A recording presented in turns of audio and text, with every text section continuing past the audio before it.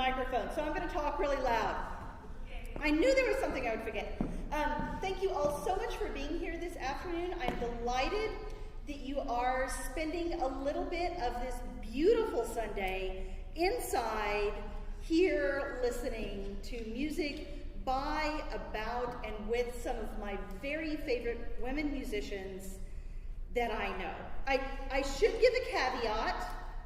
There are many other musicians, women and men, that I also adore that will not be on this stage, both here in the audience and digitally. Hi, Mom. So yes, this performance is co-sponsored by the Converse College for Women. It is sort of closing out Women's History Month here, and I am just excited to be doing this. The first piece you just heard, it's by Keena Nicholson, and it's from a set of pieces that she wrote about different women archetypes. There's a spicy girl, and there's a comptroller, and there's an Irish lass.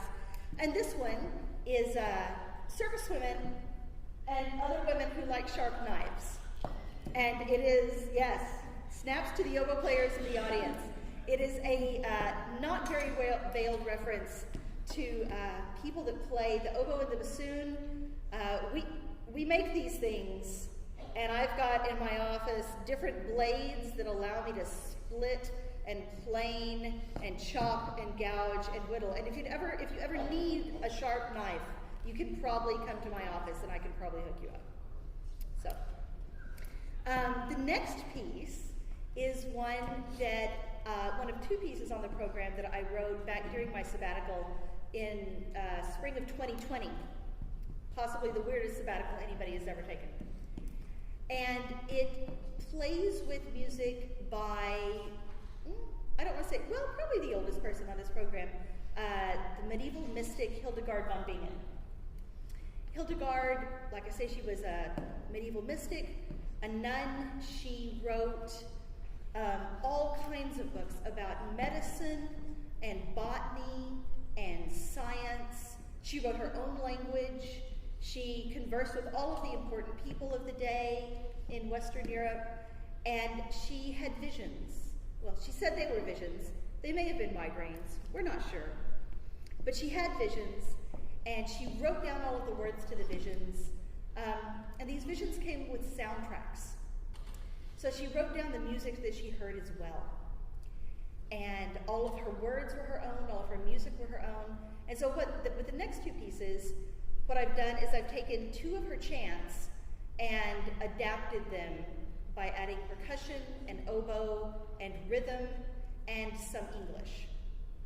And so what you will hear, our singer here, Allyss Haecker, she'll be singing all of the Latin that Hildegard wrote, and then you will also hear along the way the English translation. Sometimes the English will be sung, sometimes it will be written. I'd hope to have them on a PowerPoint for you, which is why you don't have them in front of you, but technology. And so that's how it's going to work. My students may want to observe that, or will remember that Hildegard made use of what we call text painting, which is when the music sounds like the words. So if you're singing about a mountain, the music goes up. If you're singing about a valley, the music goes down. The text painting you will hear is mostly provided by the oboe. So occasionally you'll get the sound of flying wings, or of waters, or of mountains, or something like that. I'm ecstatic that Allyss Haecker is going to be joining me singing soprano. Allyss was a freshman my very first year here at Converse, and we've since become very good friends. She's a glorious singer and is the choir director at Seneca High School, just a little bit west of us. And so I'm excited that we could make it work out for her to be here today. And Adina McDaniel, who is our professor of percussion, and is going to grace you with her amazing clavis action. So I'm going to go get my friends and a quick drink of water, and then we'll be back with the premiere of Wisdom and Fire.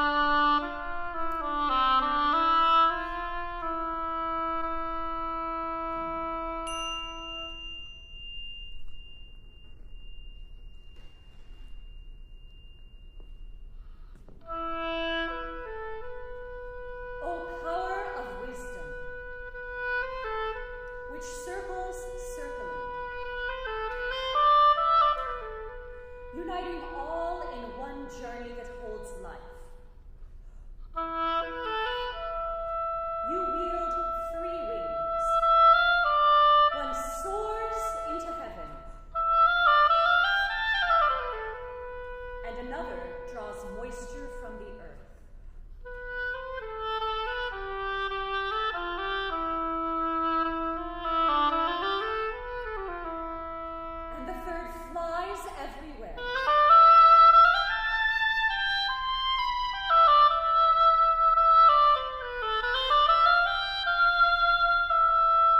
Praise be to you. As is your due.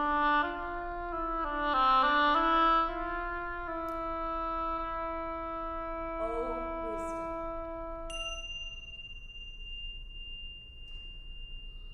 O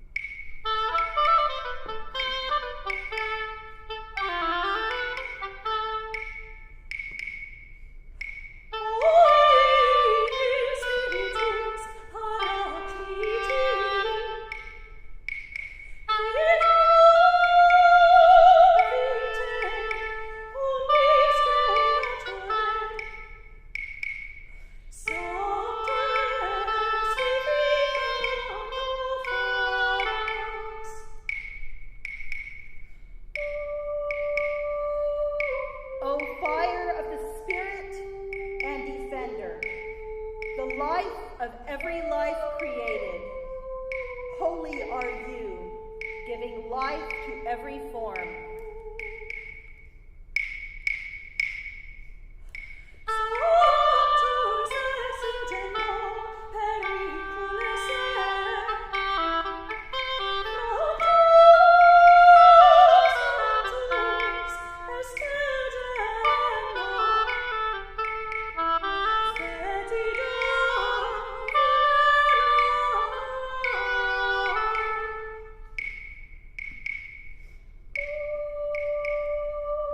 Holy are you, anointing the critically broken. Holy are you, anointing the festering wounds.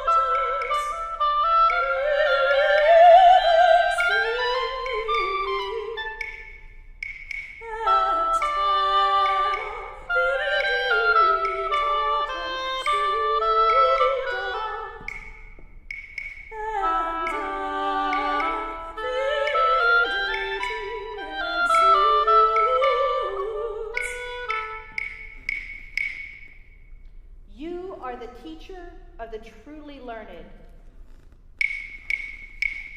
whose joy you grant through wisdom's inspiration.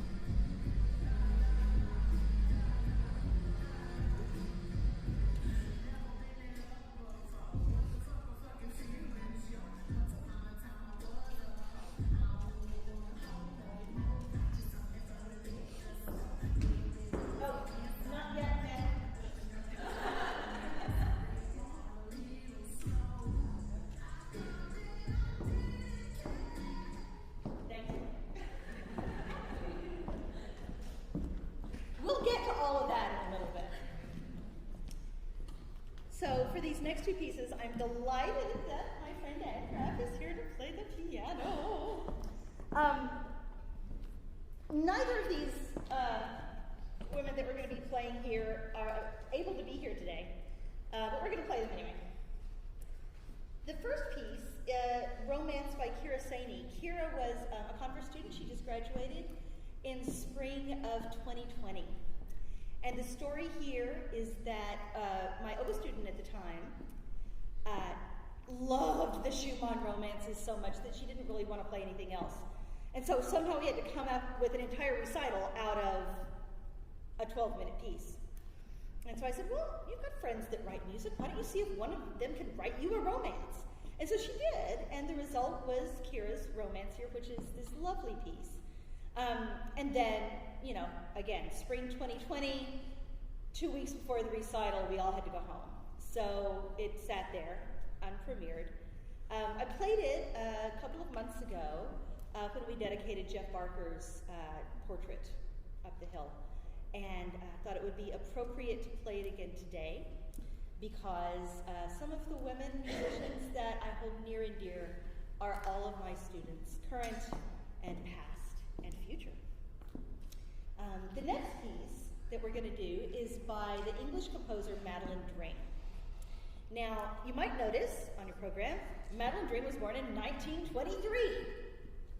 So this year would have been her 100th birthday. She tragically died at the age of 53 of a brain aneurysm. But lucky, and most of her music was not published in her lifetime. Lucky for me and other oboe players around the world, her husband was an oboe player. And so after she passed away, he went through all of her files and published a lot of her music that had actually been written for her husband. So she is somebody that oboe players play a lot of her music. She has a trio for flute, oboe, and piano that should surprise nobody has been played on this stage and elsewhere in Spartanburg about 100 times. A lot. There was something else I was going to say about Madeline. Oh, so not only was she born in 1923, but as I was doing some research a week ago, I discovered that she passed away on March the 26th. So, the three pieces by her that we'll be playing, I will admit, they were, again, published after she had passed away. I'm still not really quite sure about what the ending is supposed to mean. Maybe she didn't either, and maybe it's okay if sometimes a piece ends in a question. After we finish the dream, we'll take about a 10-minute intermission while we kind of reset the stage and get things organized. When you come back, you might find it helpful to sit closer to the front around other people.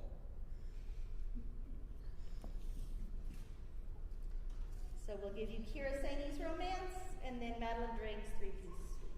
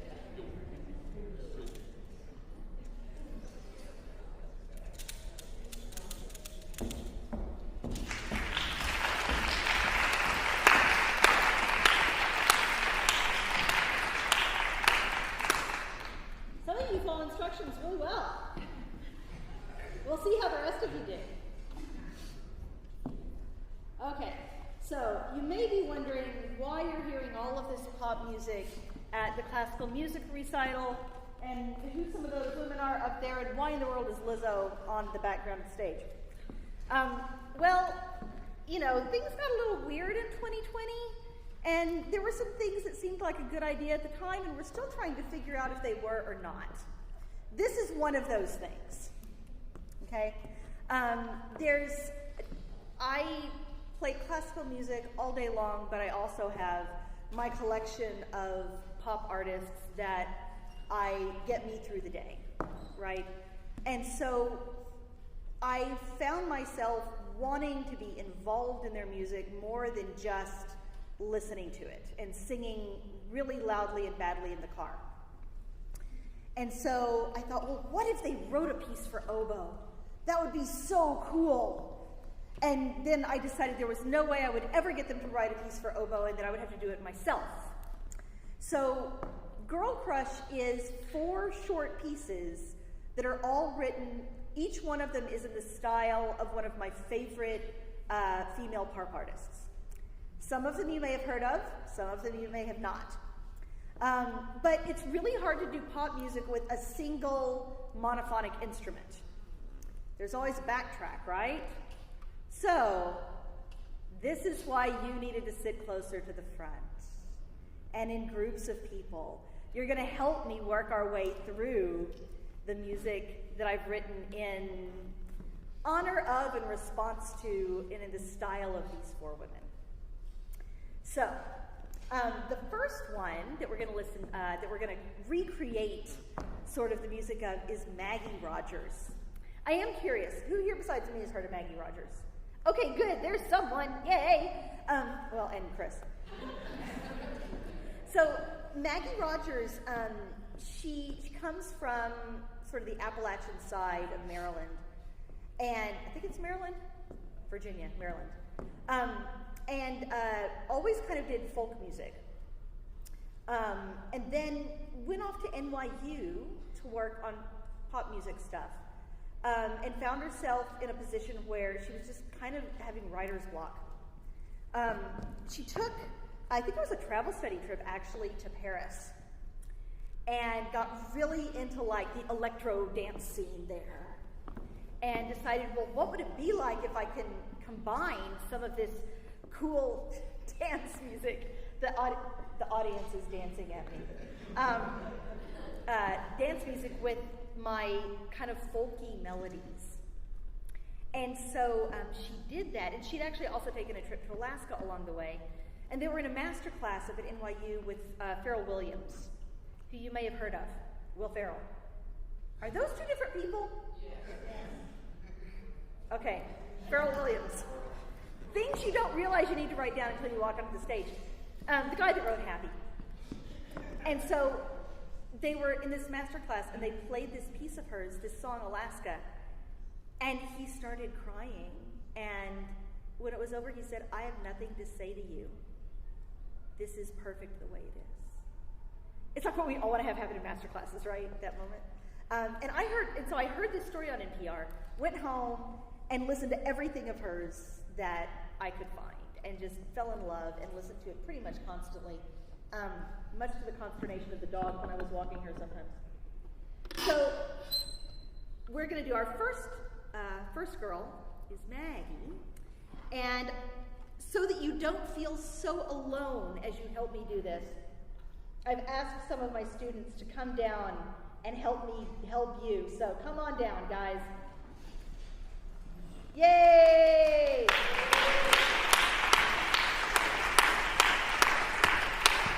Yeah. Give it up for the freshman class, who don't know yet better than to volunteer for these sorts of things. Okay, you're going to have to stand up for this one, okay? I promise you won't have to stand up for everybody. Everybody's got to stand up, especially you. Yeah. Okay, so we're going to divide you in half. If you're in the middle, choose your side. This half and that half. Now this half, you've got a rhythm, okay? And it's going to go like this.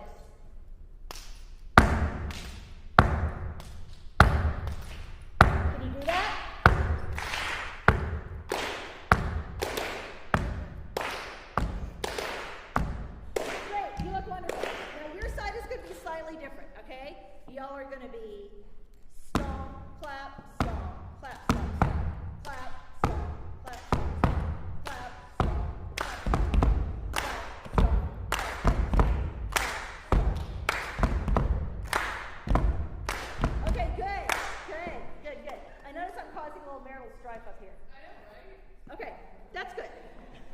time away from each other sometimes. Okay, now here's the deal.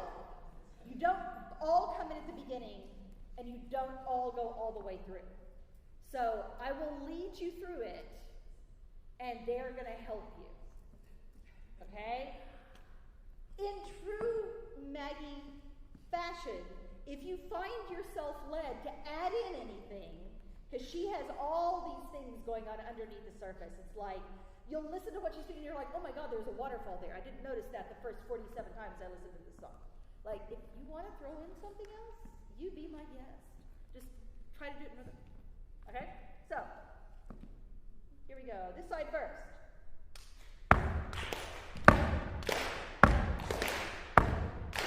Y'all circle top. Keep going.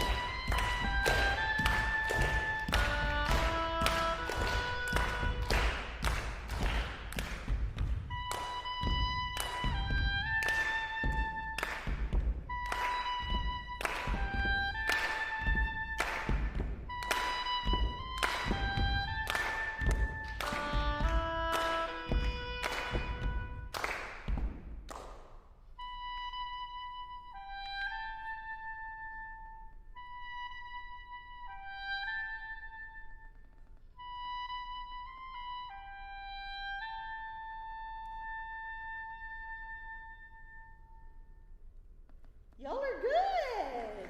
Yeah. Okay. Now the next one involves vocalizing, so you can sit down as long as you can sing and sit at the same time. Okay? So, Raja Kumari is somebody that I've never run across anybody that knows unless they've spent some time in my diverse cultures class, in which case they definitely know Raja Kumari. Raja Kumari is first generation Indian American. She was born in LA.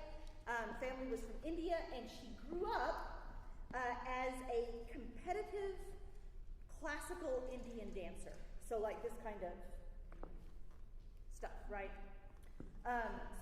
She's really super versed on the music and the arts and the dance of India. Excuse me. But she also grew up in LA, which means that she got really into the music of the streets of LA and especially hip hop. And she grew up, first she was a competitive dancer, then as she got a little bit older, she started writing music, and she's been nominated for Grammys for songs that she wrote, like for people like Gwen Stefani and Fall Out Boy and these sorts of people, right?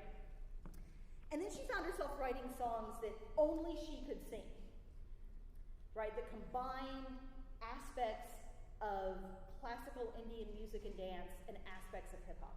And this is where she shows up in my diverse cultures class. And I know that my students think I just like show this one video. No. Like, I think I know everything she's ever written. She makes me happy. She's really good to work out to. So for this, y'all are gonna have three things. This is the hard one. I'll tell you this right now. 3 things you're gonna do. So one thing that is ever present in the music of India is the drum, right? Again, we're gonna split you up. Do what you have to do. Right. And so y'all are gonna be the bottom. So this half is gonna go. La, da, da, da, da, da, da, da, da. Then y'all are gonna join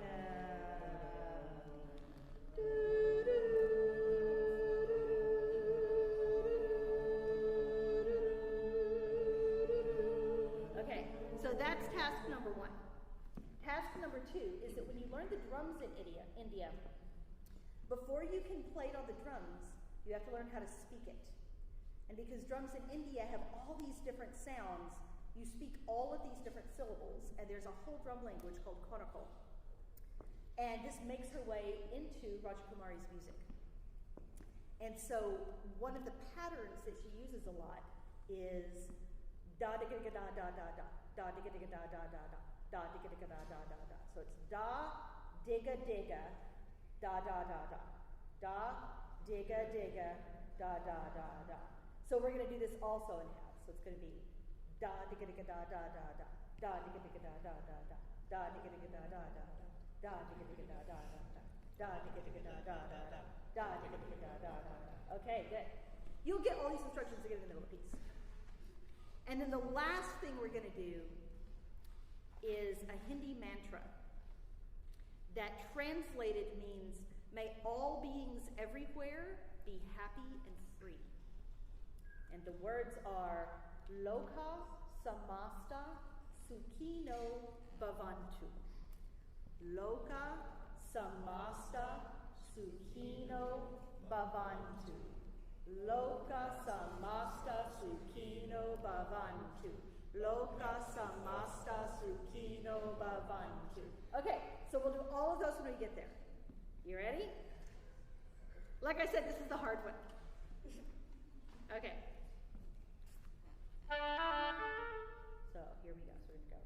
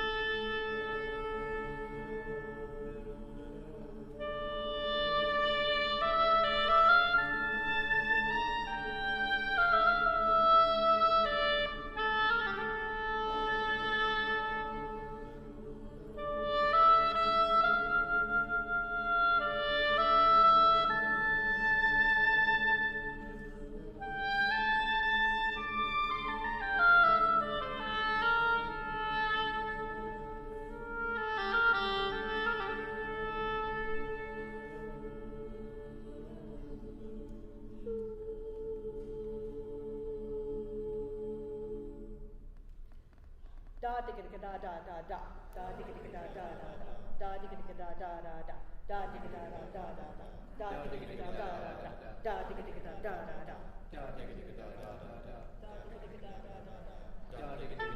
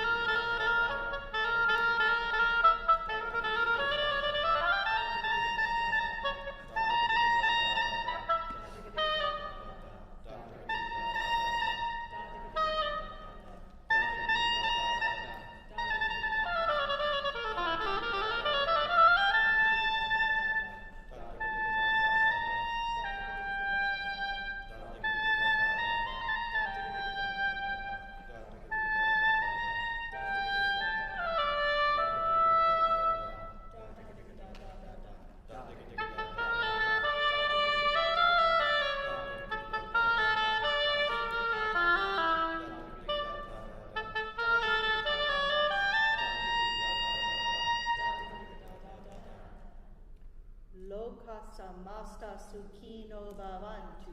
Loka samasta sukhino bhavantu. Loka samasta sukhino bhavantu. Loka samasta sukhino bhavantu. Loka samasta sukhino bhavantu. Loka samasta sukhino bhavantu. Loka samasta sukhino bhavantu. Loka samasta sukhino bhavantu. Loka samasta sukhino. Thank you. That was lovely. Now, the next one I'll tell you right away, you don't have to do anything. So y'all guys can sit down if you want to. They're like, oh, thank you. So, Sarah Bareilles is not new to the scene. She's been around for a long time, has written all kinds of really lovely songs, and an entire musical that you may have heard of called Waitress. There's a big song from it that it finds its way to student recitals here quite a bit. Yeah, it's wonderful, isn't it? And one of the things that's always struck me about Sarah's music is just, girl can spin a melody. You know, it's just this beautiful, everything she does, you just want to sing along because the melodic lines are so beautiful. So for Sarah, all we have here is the melody.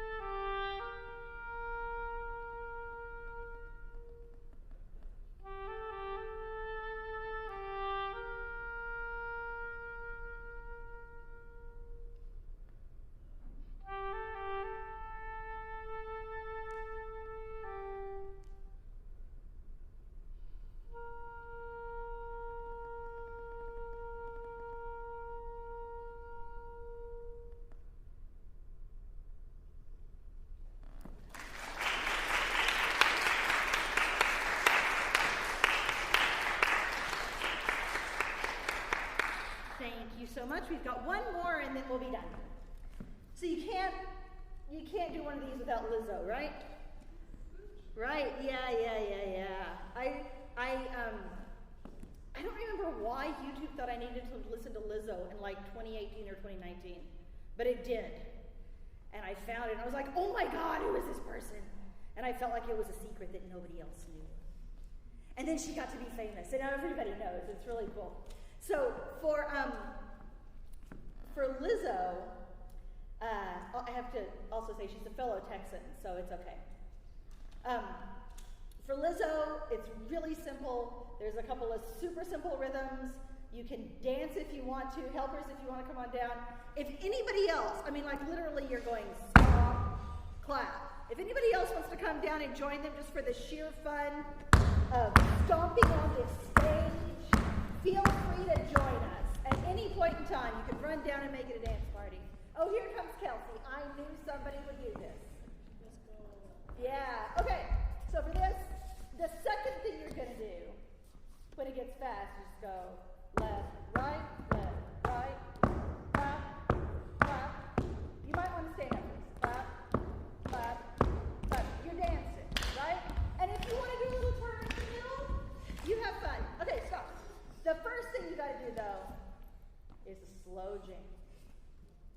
So, 4, 5, 6, 1, 2, 3, 4. Here we go.